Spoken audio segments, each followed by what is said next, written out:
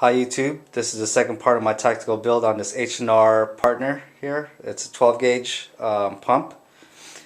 So first off, I'm going to start naming off everything that I did to it. This is the first thing I changed was this stock. I added this Knoxx Gen 2 Spec Ops system. I got it from a buddy of mine, so it didn't cost me a dime really. I got it on a trade. So that's what I added, that sticker I just put on there, the Punisher sticker. So this thing has a limb saver butt pad, also has a 5-round side saddle on the right hand side, and it has a battery compartment. I think you can swap this left and right, so if you wanted this on that side, this on this side, I think you can do that. But I'm not too sure. I haven't tried it. So, and this is adjustable. I think it's has six positions. But you know, my arms are pretty short, so I have it to the closest there. One thing to mention: if you do want to get something like this for your system, for your shotgun, you know, to reduce recoil, I would definitely get this cheek weld on here, just because the very first time I shot it, I was aiming for a gong 100 yards away, so I had slugs in there. I didn't have this on here. I just put my cheek right up against this, and this part, since this whole gun moves back to reduce recoil, this hit me in the cheek. You know, it didn't do much. I mean, you know, it didn't bruise me or anything like that because it barely hit my cheek, but I'm just letting you guys know. Be careful when you guys do install this and shoot it for the first time, because this will slide back and forth. And, you know, that's the whole system, because this has a spring back here, and that's the whole thing that takes the shock out of the recoil there. But other than that, it's not too bad. You know, this thing I also added. I got this from the Bass Pro Shop when I went out to Vegas a month ago. This is from Tacstar. This is a Tacstar Side Saddle. It's a 6-round side saddle. So I think it was around $30 if I'm not mistaken. So once again, this is for an 870, a Remington 870, but since this is an 870 clone, it fits right on there. I don't know if I think I might have mentioned that from the first video, that the only thing that doesn't fit on here from a 870 is the barrel, because the positioning of this for the magazine tube is it's somewhere out here, so it's a little bit different. That's the only reason why the barrel doesn't fit. This is also the third. This is the third thing I added here, which is from a Magpul 870 874 end. So I was looking at a Hogue, but I seen this at a store, so I decided to just get it, and I'm pretty happy with it.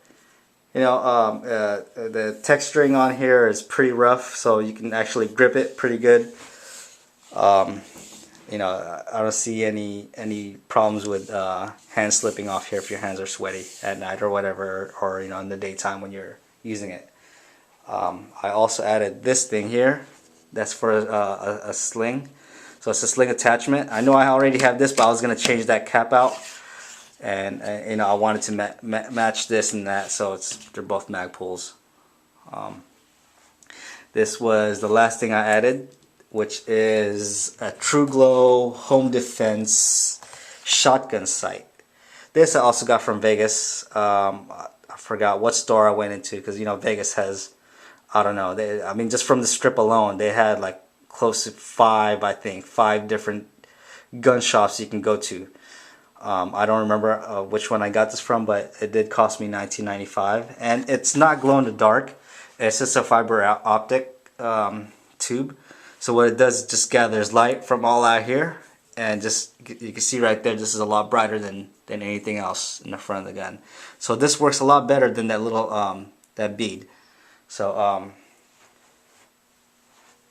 what else did I add on here? Oh, I also added this little Picatinny rail, just because I wanted to mount a light on here. This light's a little big, but I got it from a buddy of mine from a trade, so it's not too bad. It's a Surefire and it works pretty good. It's pretty bright. And this was already had already a pressure switch attached to it. This takes CR123s, I think, which fits in that little tube that's in the back right here. So one thing I do need to mention, well, another thing I do need to mention is that if you do have one of these shotguns and you didn't want to add all these things on here, because this is pretty tactical, and I don't know if you wanted to keep your stock, but you wanted to add more rounds into your tube here. Now I went into YouTube and looked at a bunch of different different ways to do it. One was to add a one round extension. I got one of those and cut it down, but the only thing is I had this thing in the front and I didn't do it correctly, so the spring was going through the front. So you were supposed to cut it and put some kind of block in there, but I didn't have time to do that. So I seen this other video where this guy takes this out and there's a little plug in there so your spring don't come shooting out. Now if you take that out alone, you can actually get an extra round, an extra shell in there. So right now this holds 6 plus 1, so I can hold 7, plus I got all these on here. I know this is a little too much, but for home defense you just never know. But it is a little heavy. This gun is heavy to begin with, so adding all these accessories on there does make it quite heavy. But once you shoot it with it takes up a lot of the recoil. Last thing that I added was this GG&G follower. So this used to have a cheap plastic orange follower. This is all milled aluminum, as you can see it there. Now I'm wishing that I didn't get it in red, because red looks a lot like this stuff here. So the whole point of you putting this in here is, one is for so it slides in there a little bit easier, and also so you know that when you're out, you just look at this and it's a totally different color. Right now it's red, so I'm thinking about maybe just changing it out to like green or something, so something not similar to this stuff. So, but that's my my gun here. That's all tacticaled out. This gun only cost me around $200, and I added all this stuff on here. So yeah, I got a few things from a trade, but even if you bought all this stuff here, it still costs you a lot less than you would get a whole 870 for by itself. So and it's pretty accurate. The very first shot I took was with a slug, like I told you, and I actually hit the gong. I think it was like a 10-inch round gong at 100 yards.